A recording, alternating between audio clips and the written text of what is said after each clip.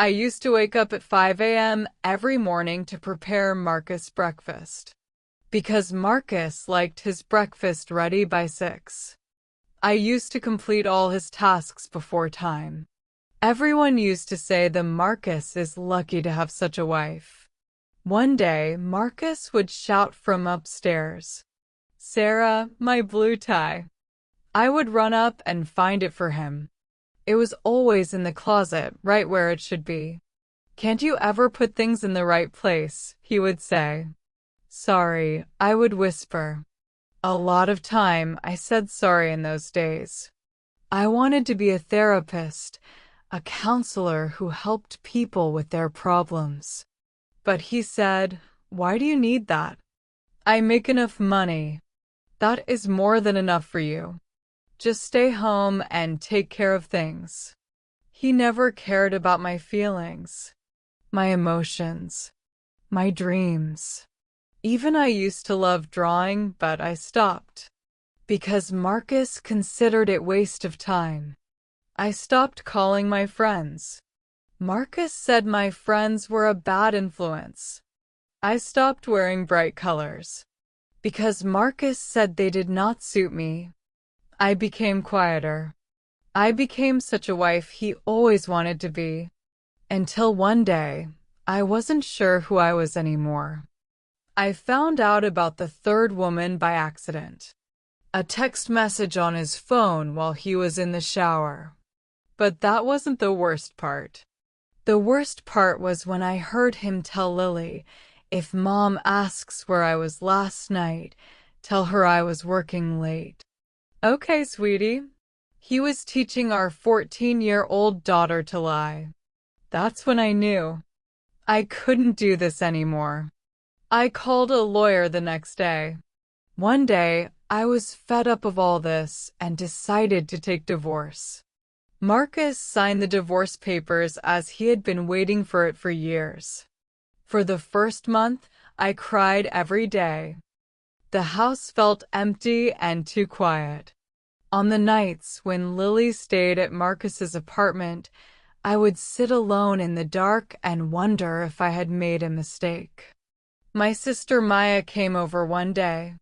She said, "You need to do something. Anything." So I signed up for a pottery class. I didn't know anything about pottery, but something about working with clay felt good. Like I was making something with my own hands.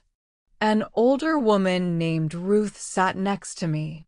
She had kind eyes and smiled a lot. We talked a lot and became friends. One day, I was cleaning out my closet. Way in the back, I found an old box. Inside the box, there was an appointment letter. Some drawings of mine I had made in college. I called the school the next morning. "Do you still have that program?" I asked. The woman said, "Yes, we do." I asked, "Can I still apply?" She said, "Of course." When I told Lily, she was very surprised. "Mom, that's amazing." When Marcus came to know, he called me angry. "You're too old for school," he said. "This is stupid." I said, "I'm 42, Marcus. Not dead." Then I hung up my phone. It felt good. School was hard. Really hard. I had to study late at night. I had to write long papers. Sometimes I wanted to quit. But every time I sat in class and learned about helping people, I felt happy. Really happy. For the first time in years, I felt like I found myself. I applied and got a job at a shelter for women. A shelter where women who needed to leave bad marriages, like I did. One woman, Jasmine, reminded me of my old self. She started crying and said, "I don't know who I am without my husband." I held her hand. I felt the same way, I told her. "But you know what? You get to choose who you want to be now." That's scary. But it's also wonderful. After 2 years, Lily became graduate from high school. She gave a speech in front of everyone. My mom taught me that it's never too late to start over, she said. Watching her go back to school showed me that you should never give up on your dreams. Tears fell down my face. New girlfriend was there with Marcus. I thought seeing them would hurt, but it didn't. I felt free. A few months later, I finished school. I was now Dr. Sarah Mitchell. How do you feel, Dr. Mom? Lily asked me on the phone that night. I thought about it.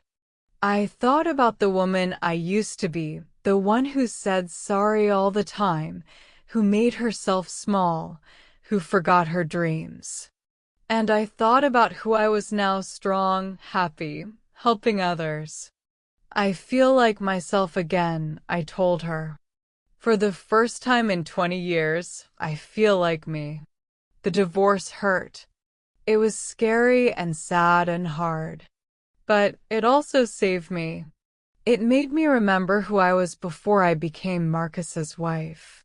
It made me remember my dreams. It made me strong. Now I help other women who feel lost. I tell them what Ruth told me. This is not the end. This is your beginning. And I mean it. Because divorce didn't ruin my life. It gave me my life back.